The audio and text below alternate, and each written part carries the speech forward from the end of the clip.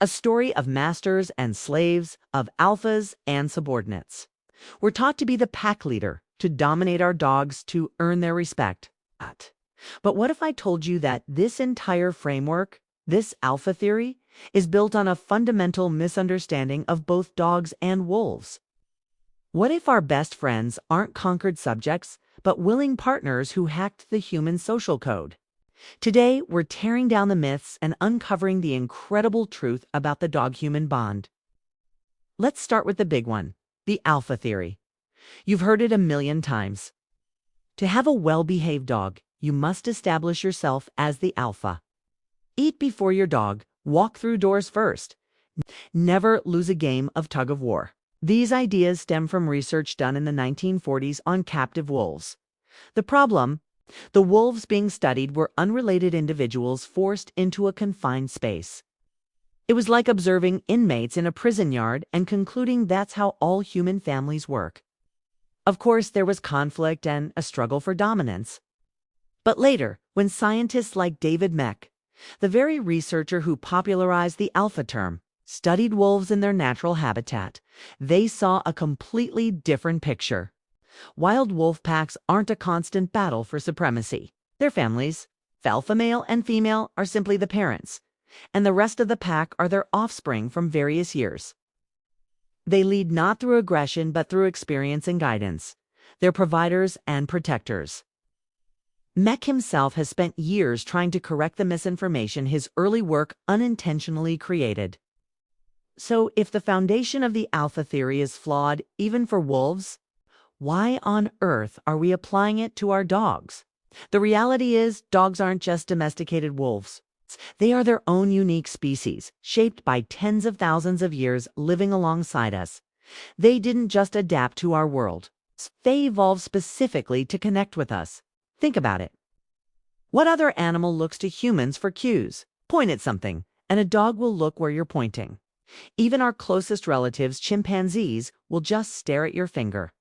Dogs read our facial expressions, our tone of voice, our body language.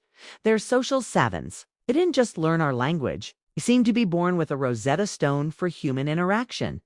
This brings us to a groundbreaking idea. Instead of humans domesticating wolves, what if it was the other way around? Some scientists now propose a theory of self-domestication. The friendliest, least fearful wolves were the ones who dared to approach ancient human campsites. They weren't fighting for scraps. They were scavenging, and their bold, sociable nature gave them an evolutionary advantage.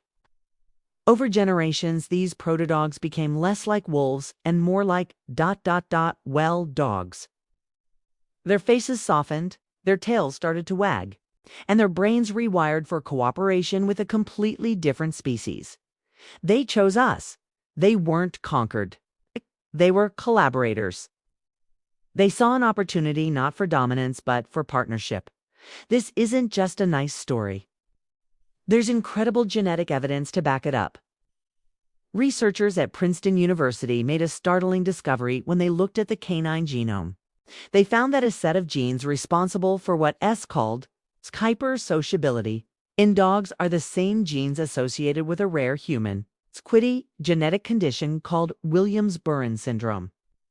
People with this syndrome are known for being exceptionally friendly, trusting, and empathetic. They have a remarkable lack of social fear and an intense desire to connect with others. Sound familiar? That's right. Our dogs might have a genetic predisposition that makes them pathologically friendly. The very code that makes up their being is wired for trust and affection towards us. It's what allows a tiny puppy to see a giant human and think friend instead of predator. This genetic quirk is the secret sauce of the dog-human bond. It's what allowed them to unlock our social code and integrate themselves so deeply into our lives that we now consider them family.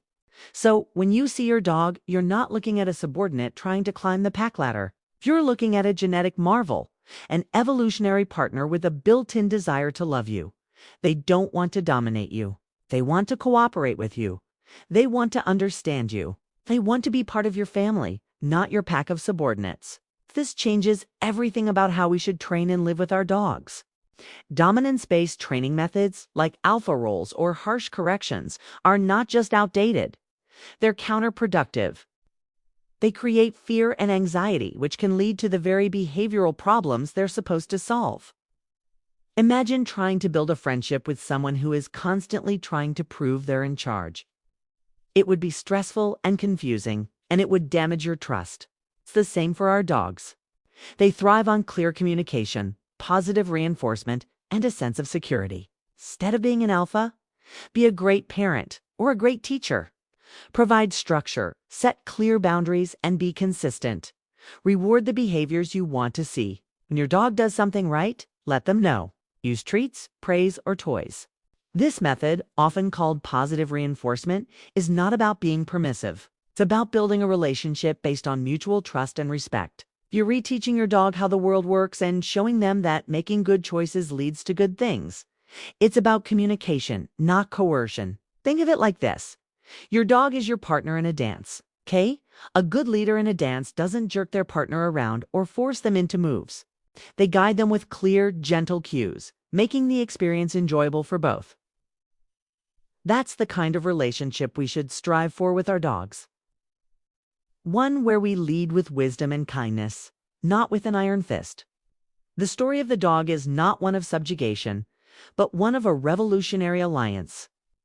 It's a story of a species that bet its entire evolutionary future on its ability to befriend another.